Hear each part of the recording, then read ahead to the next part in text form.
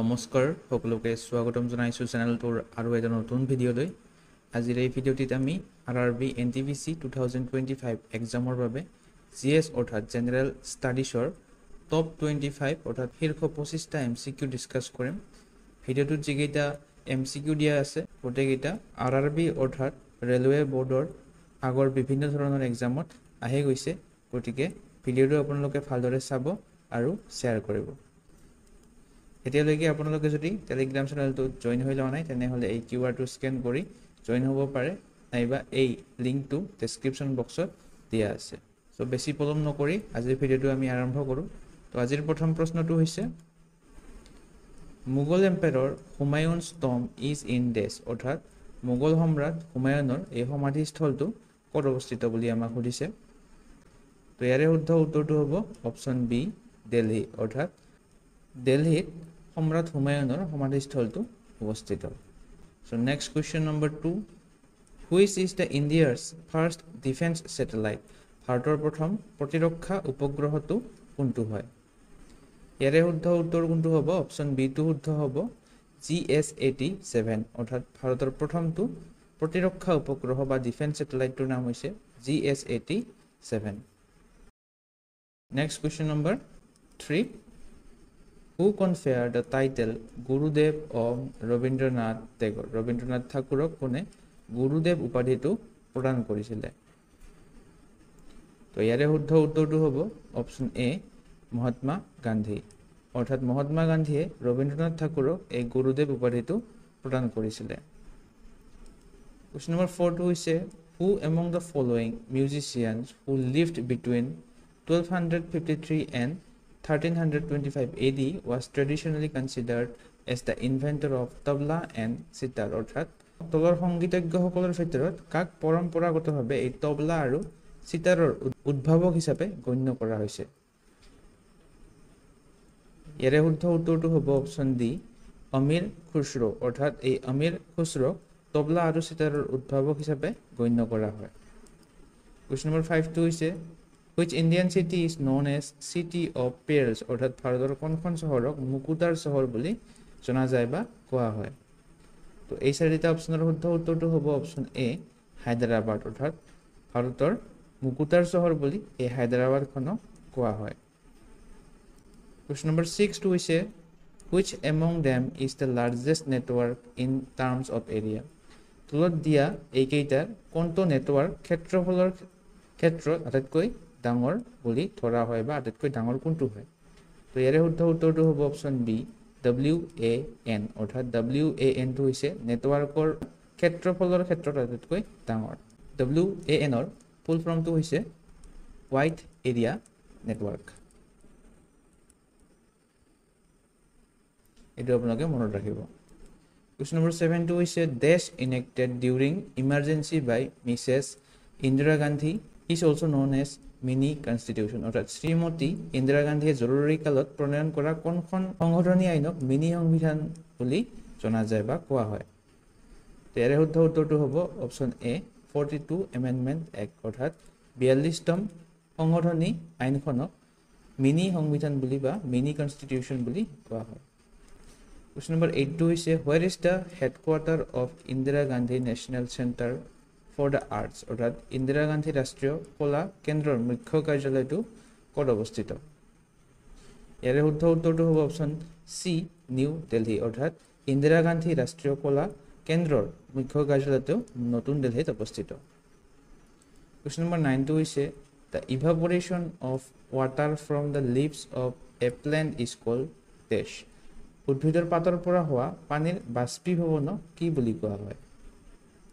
তো ইয়াৰে শুদ্ধ উত্তৰটো হ'ব অপশ্যন এ ট্ৰান্সপিৰেশ্যন অৰ্থাৎ উদ্ভিদৰ পাতৰ পৰা হোৱা পানীৰ বাষ্পীভৱন প্ৰক্ৰিয়াটোক ট্ৰান্সপিৰেশ্যন বুলি কোৱা হয়। Question number 10 the famous Sanchi Stupa was commissioned by whom অৰ্থাৎ বিখ্যাত এই সাঁচী স্তূপটো কোনে নিৰ্মাণ কৰিছিলে? এই অপশ্যন চাৰিটাৰ ভিতৰত শুদ্ধ উত্তৰটো হ'ব অপশ্যন বি অশোকা অৰ্থাৎ সম্ৰাট অশোকে এই সাঁচী স্তূপটো নিৰ্মাণ কৰিছিলে।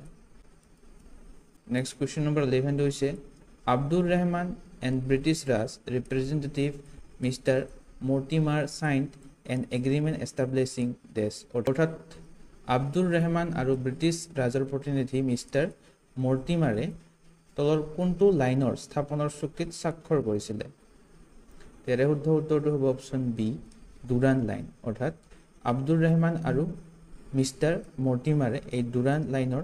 চুক্তিৰ বাবে স্বাক্ষৰিত কৰিছিল বা তেওঁলোক দুজনৰ মাজত স্বাক্ষৰিত হৈছিল আৰু এইটো কেতিয়া স্বাক্ষৰিত হৈছিল 1893 চনত স্বাক্ষৰিত হৈছিল আৰু এই ডুৰাণ্ট লাইনটো পাকিস্তান আৰু আফগানিস্তানৰ মাজৰ বৰ্ডাৰ লাইনটো কোৱা হয় কোৱেশ্চন নম্বৰ 12 টো হৈছে the Santosh Trophy is associated with which of the following sport এই সন্তোষ ট্ৰফি তো তলৰ কোনটো খেলৰ সৈতে জড়িত হয় সকলোৱে জানো আমি শুদ্ধ উত্তৰ অপচন বি ফুটবল অৰ্থাৎ এই সন্তোষ ট্ৰফিটো ফুটবল খেলৰ সৈতে জড়িত Question number 13 টো হৈছে who was the part of the crew of Apollo 11 in 1969 অৰ্থাৎ 1969 চনত এপলো 11 মহাকাশ যাত্ৰাৰ ক্ৰুৰ অংশ কোন আছিল এই তলৰ দিয়া কেইজনৰ ভিতৰত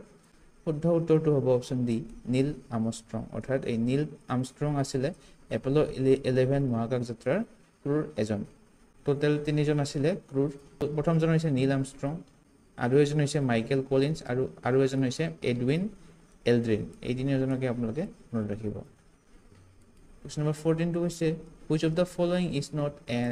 greenhouse gas অৰ্থাৎ তলৰ কোনটো গেছ এটা সেউজগৃহ গেছ নহয়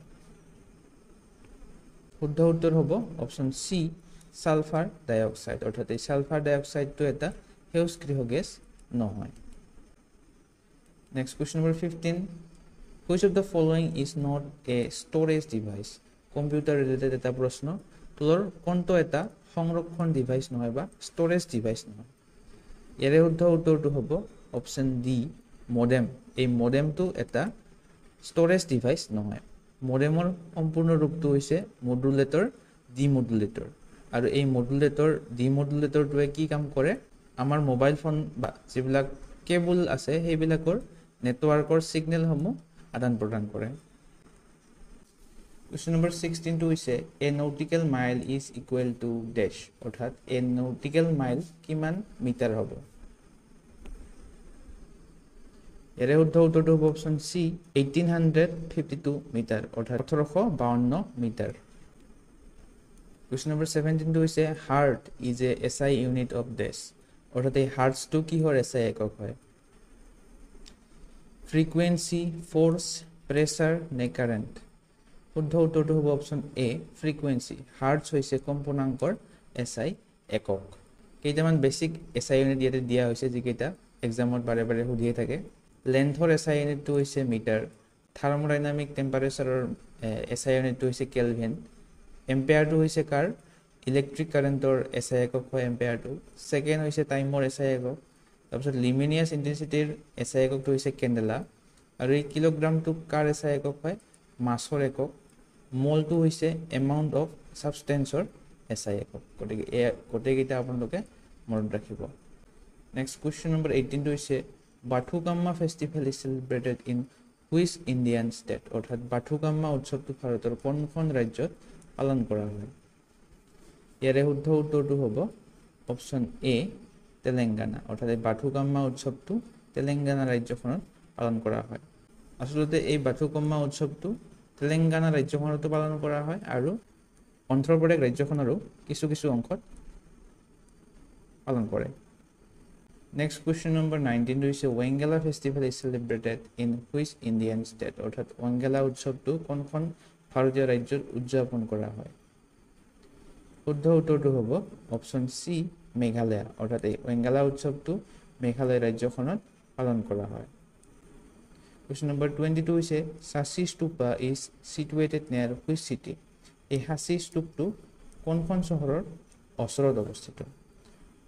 আমি অলপ আগতে পঢ়িলো যে হাসি স্তূপটো সম্ৰাট অশোকে নিৰ্মাণ কৰিছিল আৰু এটো কোনখন চহৰৰ পাৰত অৱস্থিত ইয়াৰে শুদ্ধ উত্তৰটো হ'ব অপচন সি ভোপাল অৰ্থাৎ হাসি স্তূপটো ভোপালত অৱস্থিত Next question number 21 leukemia is a type of human disease which is this অর্থাৎ এই leukemia টো হৈছে মানুহৰ এক প্ৰকাৰৰ ৰোগ যেটো হল অপচন এ টো শুদ্ধ হ'ব a cancer of the white blood cell অৰ্থাৎ শ্বেত ৰক্ত কণিকাৰ কৰ্কট ৰোগ হয় এই লুকেমিয়া ৰোগটো কোৱেশ্চন নম্বৰ 22 টো হৈছে the first human who got married in space is this মহাকাশত বিয়া হোৱা প্ৰথমজন মানুহ কোন ইয়াৰে শুদ্ধ উত্তৰটো হ'ব অপচন সি ইউৰি মেলেনচেংকো অৰ্থাৎ ইউৰি মেলেনচেংকো হৈছে মহাকাশত বিয়া হোৱা প্ৰথম Question number 23. Construction of Qutub Minar, the world's tallest brick minaret, commenced in 1193 under the order of this. Who is the founder of Delhi Sultanate? অর্থাৎ দিল্লী সুলতানের প্ৰতিষ্ঠাপক কোন যাৰ নিৰ্দেশত 1193 চনত বিশ্বৰ আটাইতকৈ ওখ ইটাৰ মিনাৰ কুতুব মিনাৰটো নিৰ্মাণ কৰিছিল ইয়াৰে শুদ্ধ উত্তৰটো হ'ব অপচন বি কুতুবউদ্দিন আইবাক অৰ্থাৎ কুতুবউদ্দিন আইবাকে এই কুতুব মিনাৰটো নিৰ্মাণ কৰিছিল Question number 24 In which sphere the presence of ozone prevents sun's harmful ultraviolet radiation from reaching the earth's surface অৰ্থাৎ তলৰ কোনটো মণ্ডলত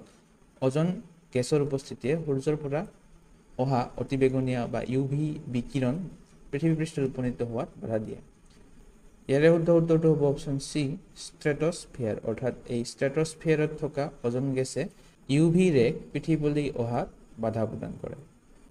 আজিৰ ভিডিঅ'টোৰ লাষ্ট প্ৰশ্নটো হৈছে CDM stands for dash অৰ্থাৎ CDM ৰ সম্পূৰ্ণ ৰূপ কি হয় অপচন এ অপচন বি অপচন সি আৰু অপচন ডি এই চাৰিটা অপচনৰ কোনটো শুদ্ধ হয় কমেন্ট কৰি আপোনালোকে জনাব আজিৰ ভিডিঅ'টোত এইকেইটাই প্ৰশ্ন আছিল ভিডিঅ'টো চাই কেনে পালে আপোনালোকে কমেন্ট কৰি জনাব আৰু ভিডিঅ'টো যদি চাই ভাল লাগে তেনেহলে প্লিজ এটা লাইক কৰিবলৈ একদমই নাপাহৰিব আৰু এসেনশিয়েল ষ্টাডি জোন চেনেলটো সাবস্ক্ৰাইব কৰিবলৈ নাপাহৰিব আজিলৈ ইমানেই ধন্যবাদ